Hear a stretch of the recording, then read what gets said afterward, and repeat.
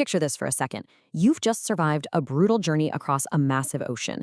You are literally 3,000 miles away from the king, the parliament, the courts. Basically, every single familiar institution of law and order you have ever known is gone. You're standing in a wild, brand new settlement. Suddenly, a major dispute breaks out over a piece of property. Or worse, you suddenly need to organize a defense against an imminent threat. So who makes the rules? I mean, how do you actually survive and govern yourselves when the ultimate authority is months away by ship? Welcome to this explainer, where we are going to unpack exactly how that played out. We're looking at the historical and biblical foundations of American representative government. And as we'll see, representative government didn't just magically appear out of thin air one day. It was born out of sheer necessity for survival, and it evolved into a deeply held tradition of self-rule forged by everyday people. Here is our quick roadmap for today. We'll start with the problem of distance, move right into creating local self-government, explore the blueprint of wise counsel, look at the habit of participation, and then finally wrap up with education guided by morality. All right, kicking things off with Section 1, the problem of distance. This right here brilliantly illustrates the absolute crisis of distance. You really only had two choices. Option A, wait for the king. If a bridge washed out or if someone stole your property, you'd have to send a letter all the way back to England and just wait. You're looking at months of delay. And during that time, total chaos. Property is unprotected, and honestly, the community could just collapse. So the colonists went with option B, the local town meeting. They quickly realized that taking immediate local action, hammering out shared rules, and enforcing an orderly community wasn't just a nice idea, it was literally the only practical way to survive. They simply couldn't afford to wait. So that brings us to Section 2, creating local self-government. When there is no official government anywhere in sight, a community desperately needs a way to prevent things from falling apart. And that is exactly where a compact comes in. Think of it as the ultimate community handshake. It's simply the community agreeing together on the basic rules to keep order.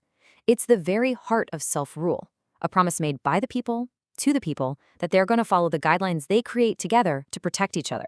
But as these small towns started booming and growing into thriving colonies, gathering every single person into the town square just became totally impossible. So what do? You form an assembly. An assembly is a gathered group of elected representatives. The most famous early example of this is the House of Burgesses in Virginia. These assemblies took on the heavy lifting. They passed the local laws and set the taxes, which meant the colonists weren't just blindly obeying some distant, faceless government anymore. They actually were the government. And the absolute core of that assembly is the representative. Choosing a representative is the secret sauce that makes government workable when populations get too big. Because instead of 1,000 people arguing all at once and nothing getting done, you delegate. A representative is just a person chosen by the voters to act, speak, and vote on behalf of the entire community. But here's the really genius part of the system. They are held accountable. If they don't listen to the people can absolutely replace them. Now, how do you actually hold them accountable? Through the franchise, the right to vote. It is the ultimate mechanism that guarantees power stays right where it belongs, with the community. It's the tool that gives citizens their voice and ensures that authority isn't just locked up with a single ruler. If you look at this, you can see a really clear, logical progression. It didn't happen overnight. It was a step-by-step evolution. Step 1 was the compact. Those raw, initial agreements people made just to survive the winter. Step 2 evolved into town meetings, where citizens gathered to fix immediate local problems, like figuring out how to pay for a busted bridge. And finally, Step 3 culminated in these powerful elected assemblies that governed entire colonies. This steady, day-by-day growth built a deep, unshakable tradition of self-government. Moving right along to Section 3, the blueprint of wise counsel. I want you to consider this really profound truth from Proverbs 15:22. Plans fail for lack of counsel, but with many advisors, they succeed. You see, representative government isn't just some clever logistical trick to manage a growing population. It perfectly reflects this exact principle. It fully acknowledges that human beings are flawed, and because of that, making wise decisions requires humility. It requires shared responsibility, and it requires a genuine willingness to listen to many advisors. When you look at government through this lens of biblical morality, things become incredibly clear. A community is just vastly healthier when it actively seeks out wise counsel and deliberately avoids relying on just a one-man show, one person's sole opinion. This perspective demands fairness, it demands honesty, and it holds leaders accountable. And just as importantly, it encourages respectful, responsible participation from everyone. It's an entire system built on the core belief that we are meant to work together for the common good.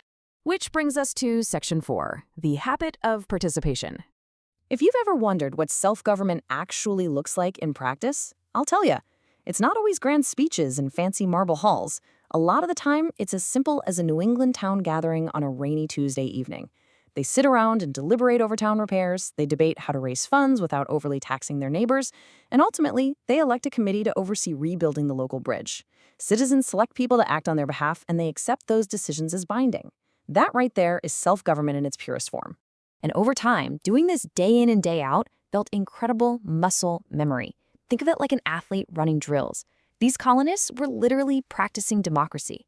By showing up to town meetings, they learned public speaking, they learned how to petition, how to negotiate, and how to write local laws. They learned how to ask the hard questions and actually demand answers from their leaders. This daily habit trained citizens in debate and compromise. So when the time eventually came for national independence and those much larger conflicts with Britain blew up, they were ready. They already knew exactly how to govern. Finally, let's wrap up with Section 5, education guided by morality. Building a fair government, honestly, just like building a successful life, takes a lot of intellect and a lot of skill. But there is a core philosophy from the Academy's Godly Learners series that puts it perfectly. Education without morality will ultimately hurt.